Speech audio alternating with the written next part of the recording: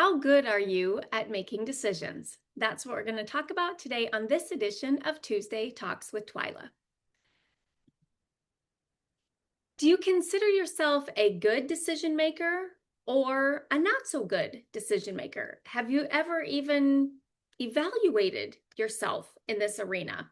I think it's one of those things that happens that we don't even realize we're either good at or we're not. And in my coaching world, one of my business coaches talks about having a decision protocol. And so when you meet clients and they're deciding on hiring a coach and they're stuck in indecision, she always offered to walk through their decision protocol with them. And I thought, I wonder how many people actually have a decision protocol. I know I don't. I have probably what I would consider maybe an informal process for making a decision. And I don't know that I follow it every time or that I could even clearly identify the steps that I take when I'm making a decision.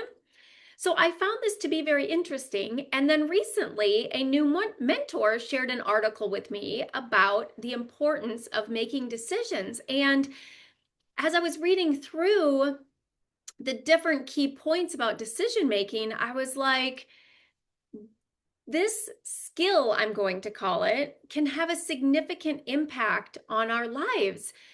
And really, the impact is we make decisions and we progress, or we don't and we stay stuck.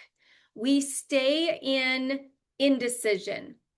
We stay in what my coach calls the miserable maybe. It's that place where we have that inner conflict, we have that inner battle. And this is the part I don't think we realize how much energy this can take when our mind is consumed with that back and forth, because I don't think we realize that there's really a back and forth.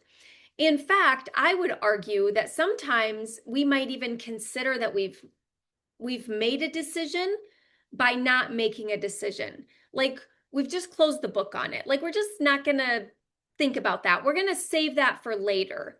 That's kind of how I look at it. Like we're not going to decide either way. And it leaves an open loop. And when you have an open loop, your mind is going to work on it. It is going to create for you that internal dialogue, that internal conflict of, weighing both sides. Should we, shouldn't we? What should we do?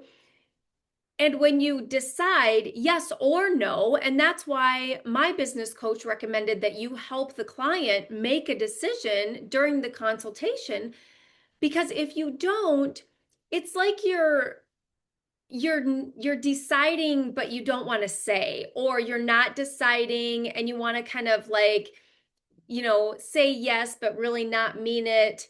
It leaves you in that miserable maybe, in that limbo place, which in this article that I just read calls it ambivalence. And it's that internal turmoil, basically that internal conflict that our mind will create when the decision is not made.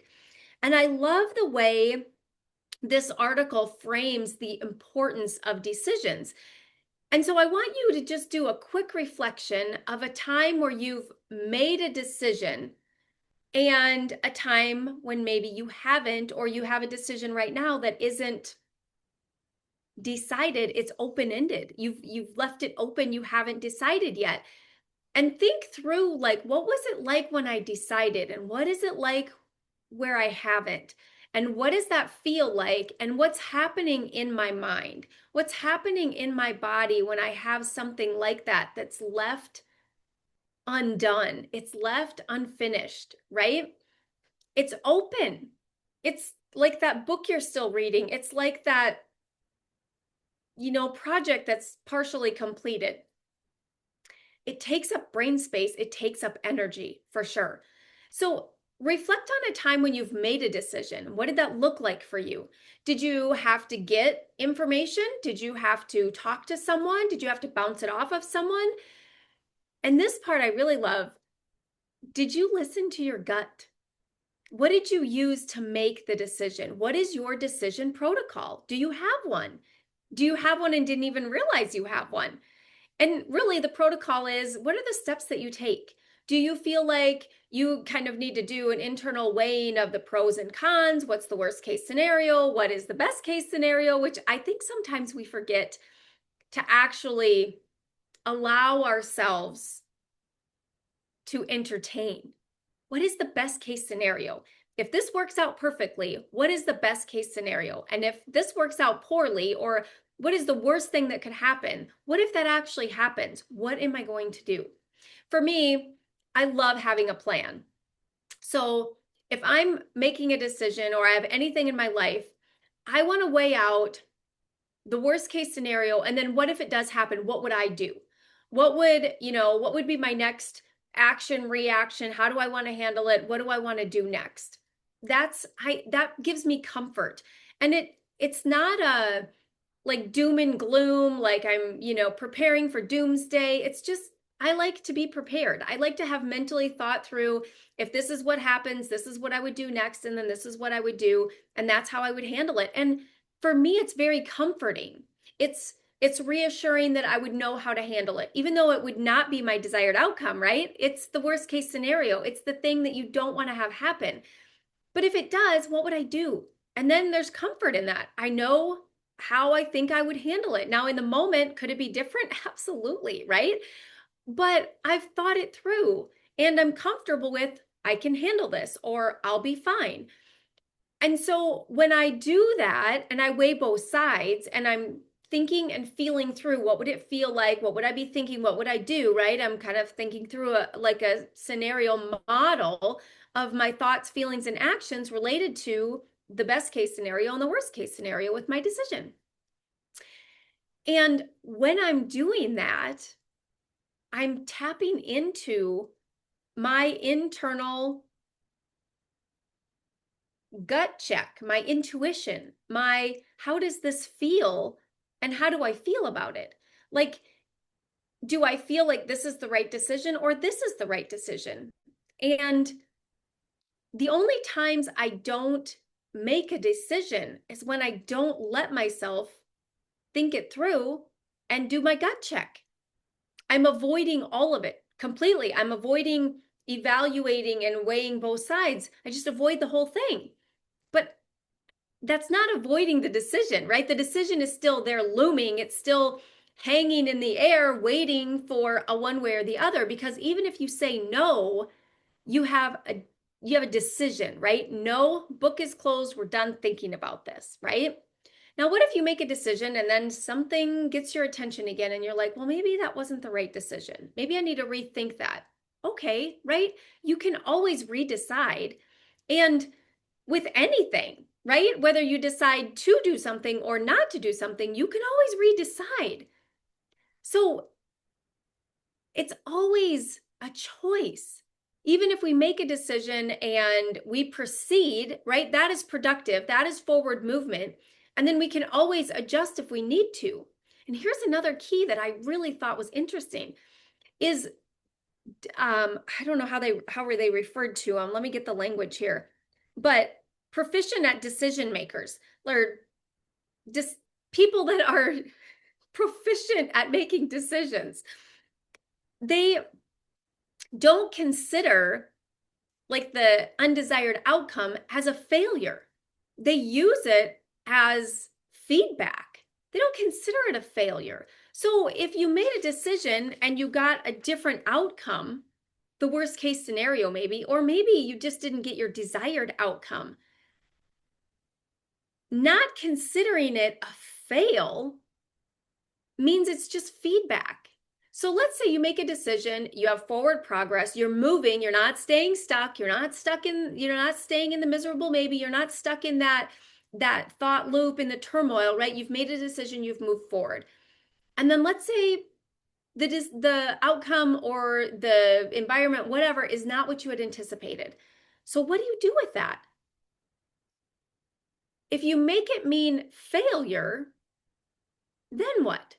What if you make it mean feedback and you use it to your advantage? You're smarter now. You know, okay, that's not the way. Maybe this is the way, right? And it's kind of like if you're out on a walk and you are in a path and there's a fork in the road and you're like, well, where does this one go? And where does that one go? Right? And they don't go where you think it's going to go. Okay. So then what? You just adjust, right? You just switch gears or you change direction. Okay, that's not the way. What about this way? Okay.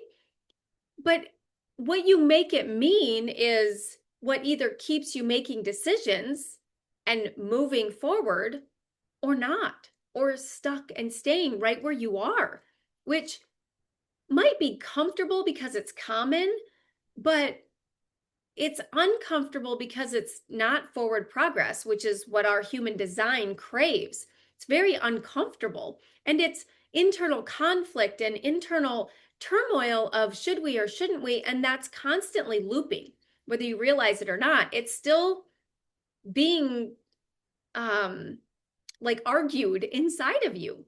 That is still happening until the decision is made. Here's another thing that I found was very interesting with people that make decisions. And this falls right in line with like the how you consider failure or what you consider a setback as you make your decisions. But the people that are good decision makers have a very strong self-image or high degree of self-esteem. And that makes sense, right? Because I have confidence in myself. I make the decision, I move forward. If it's not what I had anticipated, I pivot, I shift gears.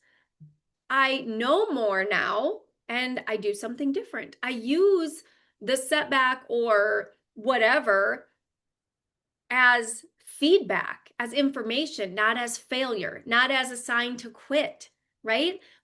We always get to decide what we make it mean. And do you make it mean something that has you moving forward, that has you progressing, or not?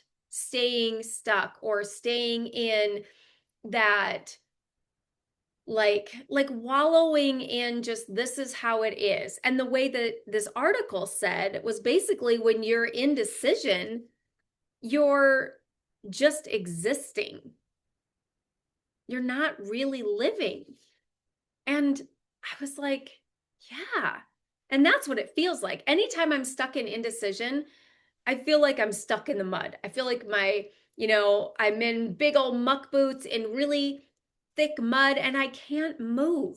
I'm just stuck there and I don't know what to do, right? And anytime I try to move, right, there's resistance. And if I try to convince myself that I can just like put it on the shelf for later, because I think this is something else that we do is we just like we'll decide later. We just need to table that for now and I'll come back to it. And we think that we've like taken a break from the decision, like we've gotten away from it. But it's not something we can set aside, right? It's usually something that our mind continues to think about, that we continue to grapple with, maybe without even realizing it's still in there. That is still happening, taking our energy. And it's a huge energy suck, right? It's a huge energy waste because it's not progressive use of energy. It's not progress and movement and advancement and growth and expansion. It's wasted, right? It's on the hamster wheel, using all of our energy to not go anywhere, to just, right? Just waste the energy making the wheel move. And even if we don't think we are, that's what's happening, right? And so that's happening until we make the decision. So we want to be aware of that. And that's usually what any of my Tuesday talks are about, is bringing this awareness to you so you can do a little inner reflection and go, oh, I'm doing that. Oh, that's how this affects me. And then what do I do with this information? I notice when I'm not making decisions and I work on making decisions.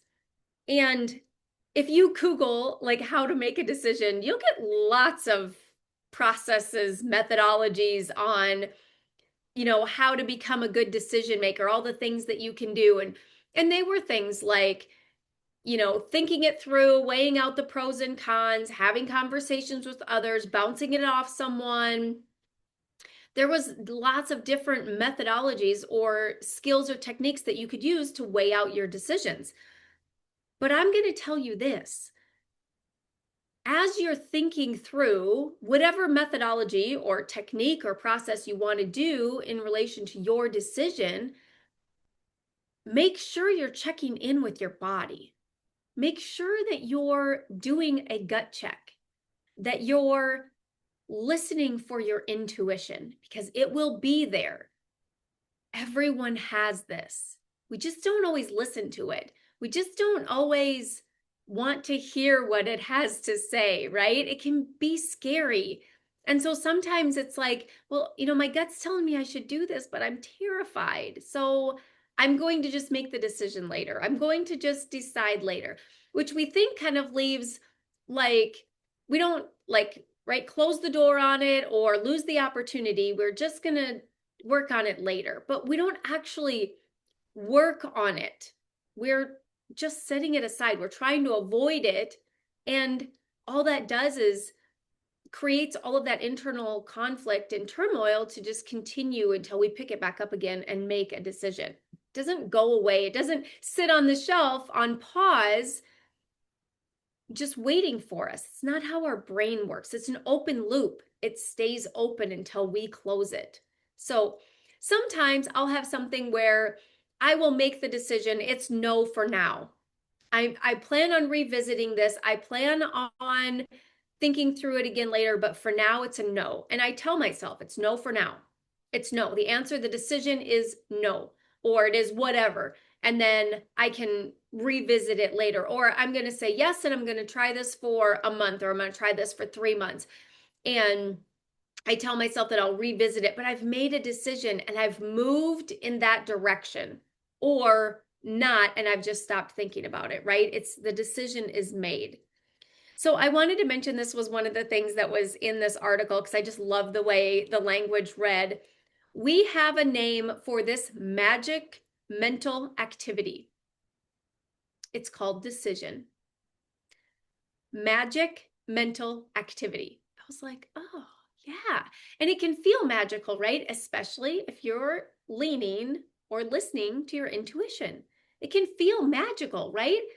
So I thought that was really cool way to describe what decision making is. The other thing that it said to do was to decide right where you are with whatever you've got.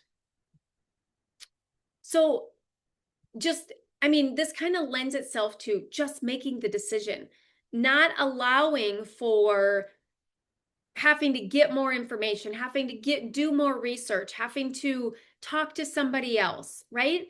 It's making the decision with what you have right now and moving forward, right? Because to me, that's the purpose of all of this, is continuing to advance and progress and grow and expand. That's what living life is, right? It's that constant growth, that constant evolution, the constant expansion, because the alternative is just staying with the same. Every day is the same. Groundhog's Day, right? It's the same day. You get up and you just do the same day over and over. And I think most of us would argue or agree, right? That's not really living. That's not a fulfilling life. It's life. It's waking up every day, but it's not really living. There's a part of us that's craving something more. And making decisions is the way to get there. So I want to challenge you to take a look at, how do you make decisions? And do you have any that are in an open loop right now? Decisions that you need to make? And what would happen if you just made them? and closed the loop, and off you went in whatever direction that you decided that you're doing this or not doing that. And then what? What's next? Is there another decision? If we're not doing this, is there another decision? If we're doing this, then what's the next step? Right? And notice the difference that either way, with a yes or a no, you're moving. You're off the hamster wheel and you're moving in one direction or another, but you're moving. You're progressing, you're growing, expanding. You're not staying, and you're not wasting energy on this indecision, on this turmoil, this internal conflict. Because, like this article says, it sets up shop. It sets up, and without warning, and it can escalate. It escalates in mental and emotional wars, because that's what's going on. That's that turmoil inside, because your brain doesn't like an open loop. It wants resolution. It wants a decision, right? The other thing that this article offered, and this mentor is in the manifestation area, so I love this. And it does talk to the belief part of it as well. But it says, once you make the decision, you will find all of the people, resources, and ideas you need every time. And it calls this universal law. So once you make the decision, everything will come to you. And so then it says, like, so whether you want to or not, that's the consideration. Do you want to or not? You decide. And then whatever you need to achieve the thing, you will attract. Now, if you put this in the frame of mind of like the model, right? What has changed? Your thoughts. Once you've made the decision, your thoughts have changed, right? Your thoughts change in this direction. Now what's next? I've decided to do this thing. Now what's next, right? And your thoughts are different, because over here, your thoughts are, should I or shouldn't I? And I'm wallowing and I'm back and forth and I have internal conflict and I have all of this war inside of me and this turmoil. And I'm just, I have this back and forth. That's what is consuming our mind. That's what our thoughts are. Just about this back and forth. But once we decide we're going this way, or we decide and we're going that way, and then what? Our thoughts change, and we've decided, we've told the universe this is what we want, because that's our decision, and then we get everything we need for the thing that we want, right? So that's amazing. And it's, like I said, it does speak to this in here, that there are a number of people that will think this is absurd, that you just make the decision and the necessary resources will just come to you. And it goes on to say that that's fine if that's the way they choose to think, right? They choose not to believe. And it says, we see that as a very limited way of thinking, right? And then it goes on to say, in truth, it's probably not thinking at all. It is very likely an opinion being expressed that they inherited from somewhere. It's just, right? It's a belief that they have, that that's not true. So imagine the contrast. The person that believes makes the decision and moves forward, and the person that either says no or doesn't make the decision, right? Their lives are drastically different, right? Because there isn't just this one. There isn't, whether you have a open-ended decision in your life right now, or you've made one recently, there's more, right? There's decisions every single day. And how are you about making those decisions, whether they're small or they're significant? How do you handle it? So understanding that the decision I'm going to tell you is made in a split second. And so the part that takes the long time is that indecision while we're deciding, right? While we're on the hamster wheel with the open loop and the turmoil and the conflict. Are you actually doing a decision protocol? Are you actually getting the information that you need? Maybe talking to somebody, maybe weighing it out, maybe feeling how your instincts are what it's telling you. What does your intuition say? What does it feel like? Are you doing that? Because that is decision making, right? And then the outcome is you have a decision and you decide in a moment. You might have gathered information for a while or done your decision making protocol or your process or methodology. That took time, right? That's the decision making. But when you've decided, that happens in a moment. And you decide and then you move in that direction. No more waffling, no more back and forth. You've decided and you move forward in that direction in alignment with that. And then what's next, right? Probably another decision. Now, what do I do, right? I've decided to do this. What's the next step? Another decision, right? And then a setback. Oh, does that mean that I made the wrong decision and I'm on the wrong path? Or do I reevaluate and I try again and I, redecide or decide this wasn't the right step. What is another step I could try, right? How do you handle it? It's decision after decision after decision. Our lives are constant decisions. So if that's the case, not making a decision or not deciding on things is what, right? If your life is a constant decision, but you're not making them, your life is a conglomerate of all of this turmoil and all of this pressure and this indecision and this internal war, mental and emotional. That's exhausting and uncomfortable and a waste of energy and literally just being on the hamster wheel. And all you have to do is step off and decide this or that. And you can redecide. That wasn't it. You start doing it. Nope, that's not it. I'm going to try this. Nope, that's not it. Right? Decision after decision, but we make it and we move on. We make it and we progress. We don't stay stuck. We don't stay in the miserable, maybe the river of misery, my coach would call it. We don't stay there. We get what we need and we make the decision and we move and we progress in whatever direction. And we grow and we expand. And then there's another decision to make, right? They're everywhere.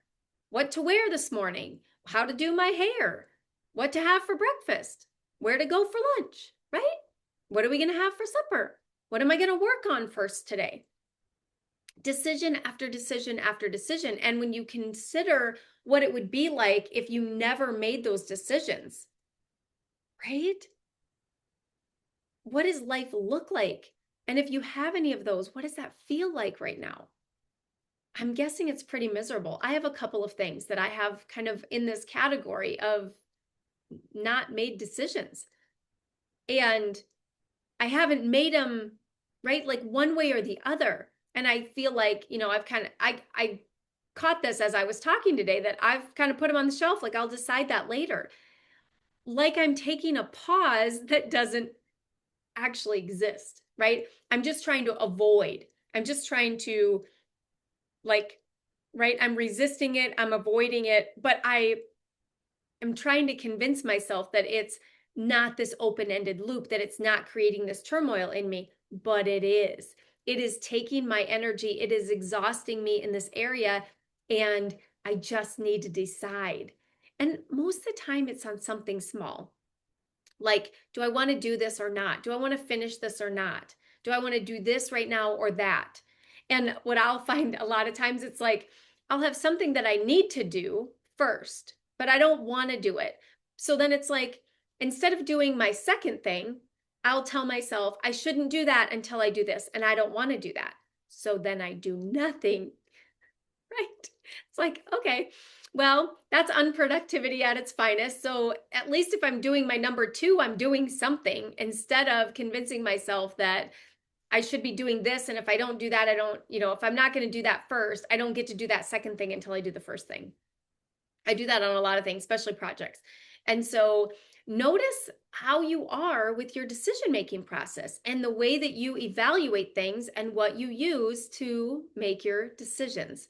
And I'm going to tell you again, I think that leaning on our intuition is such a powerful way to make decisions. And it builds that self-confidence. It builds that skill of listening to our intuition. And even if you get it wrong or you get into something and you're like, oh, that just doesn't feel right, that's okay. You can redecide, you can shift gears, you can change directions, you can decide something different. But decide and move in that direction so that you at least know, right? And don't use a setback or a not exact outcome as a failure. Use it as feedback, use it as information, and use it to continue your forward growth. Because there is nothing worse than just existing in this life and then have it be just conflict and turmoil and hamster wheel or Groundhog Day, right? That's not what this existence should be. It should be growth and expansion and learning and progressing and evolving. And what an amazing way to live this life.